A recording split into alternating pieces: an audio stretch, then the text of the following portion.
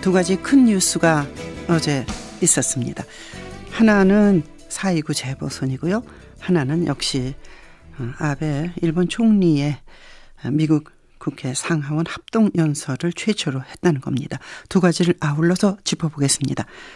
공교롭게도 4월 29일은 태평양 전쟁 주범인 히로히토 일왕의 생일이었고, 그래서 쇼와의 날로 지정된 일본의 공휴일이었는데, 일본 게이오 대학에서 연구교수 지내셨고 또 동덕여대 총장을 지낸, 한국 정치학회 회장도 지낸 아주대 명예교수십니다. 지금 경기 일본과의 개건 논설위원으로 또 여론의 흐름을 주도하고 계신 분이기도 합니다.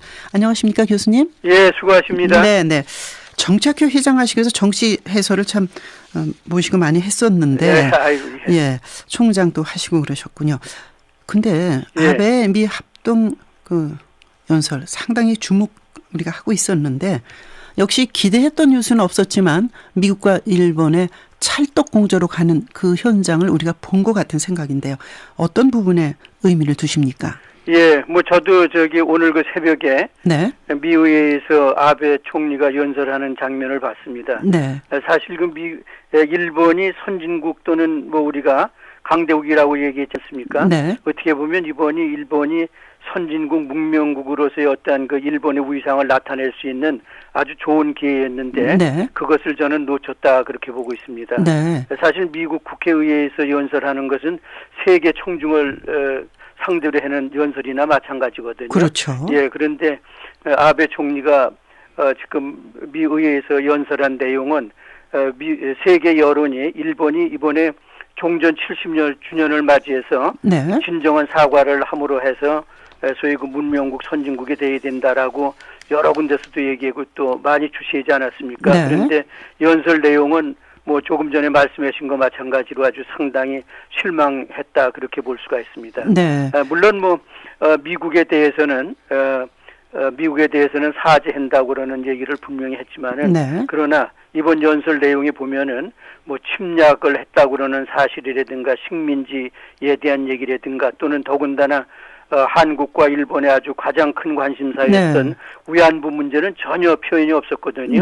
예, 그렇기 때문에 그런 측면에서는 사실 이번 연설은 상당히 좀 실망적이었다. 물론 미국과 그 관계는 미일 동맹 관계의 선포라고 그러는 아주 참 중요한 외교적인 성과는 일본 차원에서는 있겠지만은, 그러나 어떻든 아시아 지역, 특히 한국이나 중국 그런 입장에서 보면은 새로운 아시아 질서를 형성해 나가는 데 일본이 할 수 있는 역할이 무엇인가에 대해서 많은 회의를 하게 됩니다. 예, 아주 참 중요한 말씀 주셨습니다. 그러니까 아시아 국가들에게 불행한 역사를 안겨줬던 그들의 치부, 그리고 그걸 솔직하게 사과하고 그러면 미래로 나갈 때 아까 말씀하신 문명국으로서의 대우를 받을 수 있는데 그걸 놓쳤다.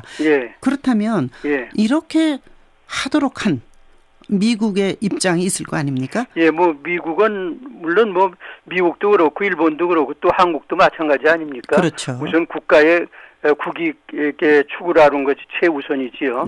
그래서 미국의 입장에서는 지금 이제 중국이 상당히 부상하고 있지 않습니까? 그러니까 이제 중국을 견제하기 위한 측면에서 일종의 일본을 아시아의 대리인 어떠한 그 위치로 확실히 매김하는 그러한 차원에서의 미일 동맹이 새로운 관계를 형성하고 있다 그렇게 저는 볼 수가 있습니다. 예, 그러나 어떻든 일본의 입장에서 보면은 물론 미국과 일본과의 관계는 중요하지요. 그렇지만은 또 일본은 동북아시아 지역에 있어서 한국, 중국과 더불어서 아주 중요한 상계국계 중에 하나 아닙니까? 그러니까 그런 측면에서는 아시아 지역의 협력 체제를 구축하는 데 있어서 일본이 할 수 있는 역할이 분명히 있는데, 그러기 위해서는 일본이 특히 한국과 중국에 대해서는 소위 식민지 문제라든가 위안부 문제에 대한 진정한 사고가 있을 때, 그래야 또 앞으로 평화 문제, 미래 문제를 논의하지 않겠나 그렇게 보는데, 아마 그런 기회를 이번에 일본이 스스로 버린 것 같다 그런 생각이 좀 들고 상당히 아쉽습니다. 동북아 질서의 재편 이렇게까지 볼 수 있을까요? 예, 동북아 질서의 재편이라고 하는 측면에서 이제 아무래도 중국에 대한 견제를 미국이 더욱더 강화하기 위해서는 네. 미국과 일본의 소위 그 동맹 관계는 더욱더 강화되겠지요. 네. 예, 그런 측면에서 이제 한국과 중국의 관계도 역시 이제 하나의 또 새로운 어떤 협력 체제로 등장할 가능성이 있기 때문에 네. 아마 특히 한국에 있어서는 미국, 일본, 중국 이 삼각관계에 있어서 어떠한 그 외교적인 노력을 함으로 해서 한국의 국익을 극대화할 수 있는 한 그러한 그 외교적인 전략이 어느 때보다도 상당히 좀 네. 필요하다 그렇게 생각하고 있습니다. 예. 일부에서는 우리의 외교력이 한계에 부딪힌 거 아니냐. 너무 늑장 대응한다 그럴까 천천히 따라가는 것 같다는 답답함을 말씀하시는 분들도 물론 대표적으로 그 외무장관이라는 공로명 전 장관 같은 분이 그 얘기하거든요. 예. 사실은 가운데 낀 것 같아서 뭐 저쪽에서도 우리를 좋아하고 이쪽에서도 우리를 좋아하고 그런 전략적 위치에 우리나라가 있기는 하지만 우리가 그렇죠. 어떻게 하느냐가 너무 중요한데. 예. 예, 참 그게 뭐 쉬운 네. 얘기는 아닙니다. 그렇죠. 예, 양쪽에서 다 좋아하니까 좋을 수도 있지만은 네. 또 어떠한 국가 이익이 있을 때는 또 양쪽으로부터 어쩌면 또 소외당할 가능성 같은 것도 상당히 있거든요. 네, 네. 예, 그렇기 때문에 하여튼 그 중간자 입장에서 네, 네. 어떠한 그 외교적인 전략을 취하느냐 그것이 상당히 중요하고 어쨌든 동북아에 있어서는 한국과 중국, 일본은 네. 앞으로 미래를 향한 그러한 그 삼국 간의 전략이 상당히 좀 필요하지 않나 그렇게 저는 생각하고 있습니다. 네, 우리 외교 역량의 총 집결을 기대해 보겠습니다. 교수님 이제 사실은 뭐 정치학회 회장도 지내셔서 이제 정치가 또 전문이시기도 한데 4.29 재보궐선거를 어떻게 보셨습니까? 예, 뭐 다 방송이나 또는 뭐 신문에도 났지만은 네. 어쨌든 이번 선거는 지금 여당의 승리고 야당의 경우는 뭐 완전히 참패다 그렇게 볼 수가 있겠지요. 네. 특히 여당의 경우는 지금까지 야당의 텃밭이었던 관악을이라든가 또 성남의 중원 같은 경우가 네. 이번에 야당이 지지 않았습니까? 그렇죠. 그리고 또 광주의 경우도 네. 물론 뭐 야당 인사긴 하지만은 그러나 어떻든 새정치민주연합에서 탈당한 사람이 네. 무소속으로 나와서 천정배 씨가 됐다고 그러는 측면에서는 네. 야당의 저는 완패다 그렇게 볼 수가 있습니다. 네. 물론 뭐 4개 지역이기 때문에 우리가 어떻게 보면 미니 선거라고도 볼 수가 있지만 이번에 네. 성완종 리스트라든가 또는 세월호 그런 조사위원회 등등 여러 가지에서 상당히 전국이 좀 시끄럽지 않습니까? 네.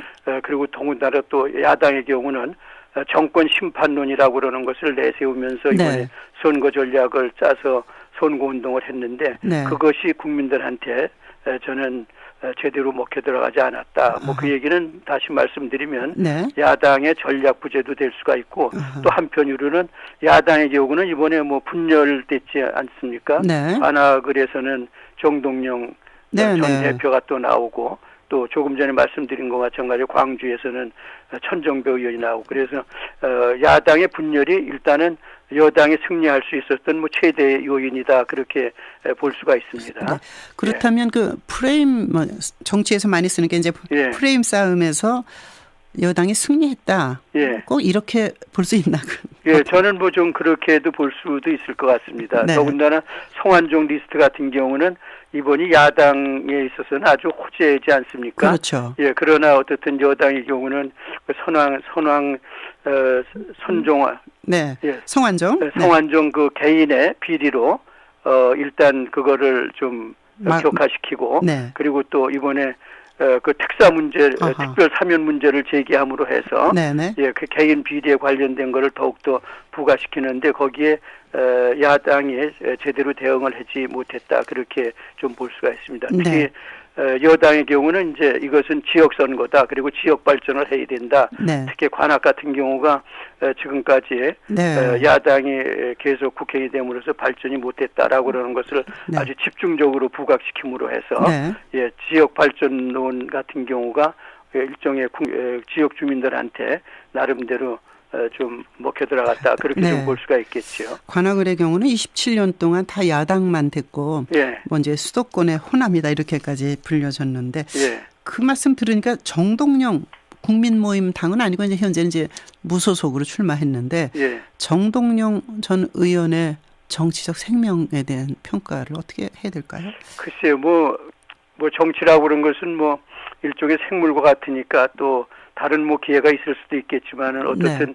지금 현재까지 보면은 정동영 전 의원의 경우는 글쎄 정치적으로 상당히 지금 최대의 위기에 있다 그렇게 저는 볼 수가 있습니다. 네. 예, 그리고 더군다나 이제 뭐 야당을 개편해야 되겠다고 그러는데 본인이 국회의원이 됐으면은 또 그런 동력도 받을 수가 있지만은 네네. 아마 그것도 어렵지 않나. 뭐 반대로 천정배 의원 같은 네네. 경우는 이번에 이제 그쪽에서 세무로 해서 네. 소위 그 호남 지역에서의 어떤 그 확실한 어떤 대표의 이미지 같은 경우를 네. 부각시킬 수가 있고 또 아마 천정배 의원을 중심으로 해서 네. 호남에서의 야권이 재편될 가능성도 상당히 있다. 저는 그렇게 볼 수가 있겠습니다. 그래서 일부에서는 뭐 충청에서 생겼던 자민련까지 호남에 자민련이 생기는 거 아닌가 그런 얘기를 하는데 예, 앞으로 두고 봐야 되겠죠. 예. 예.